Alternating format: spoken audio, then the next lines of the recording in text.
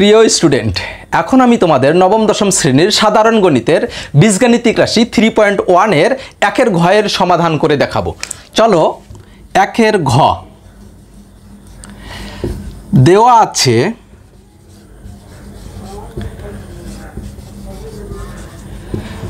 5x² - y বর্গ করি।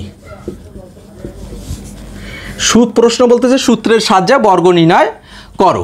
তাহলে হচ্ছে যে এই 5x² - এই y বর্গ করব বলতে পাওয়ার 2 তুলে দেব, বর্গ হয়ে গেল। তো দেখো, আমার এই নিয়মটা অনুসরণ করি। এর জায়গায় 5x² আছে, বির জায়গায় y আছে, তাহলে হচ্ছে অল স্কয়ার আছে, অল স্কয়ার আছে, এখানেও দুইটা পদ, এখানেও দুইটা পদ। তাহলে এর জায়গায় আমি 5 এই নিয়ম অনুসারে আমি কাজ করব। তো হচ্ছে দেখো, এই 5x² এর জায়গায় আমি হচ্ছে যে এখান থেকে এর জায়গায় 5x² বসাবো, বির জায়গায় আমি y বসাবো। তাহলে দেখি, তাহলে হচ্ছে যে দেখো অ্যান্সারটা, তাহলে হচ্ছে সূত্র বর্গের সূত্র, তাহলে হচ্ছে যে 5 এই x² বন্ধনী দিয়ে স্কোয়ার দিব, তাহলে হচ্ছে মাইনাস আছে, মাইনাস দিলাম, 2 আছে, এই 2 দিব। এর জায়গায় আমি কি বসাবো? 5x² বসাবো। আর বির জায়গায় আমি কি বসাবো? তাহলে হচ্ছে y বসাবো। তাহলে প্লাস প্লাস দিলাম, এই প্লাসটা প্লাস দিয়েছি, তাহলে হচ্ছে b² আছে, তাহলে হচ্ছে কি দিব আমরা?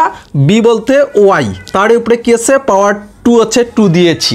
ওকে, তাহলে হচ্ছে ক্যালকুলেশন করলে আমাদের অ্যান্সার হয়ে গেল 5-এর উপরে স্কোয়ার আছে, তাহলে হচ্ছে যে আবার x-এর উপরেও তো স্কোয়ার আছে, তাহলে হচ্ছে যে 5-এর উপরে স্কোয়ার থাকলে 25 হবে।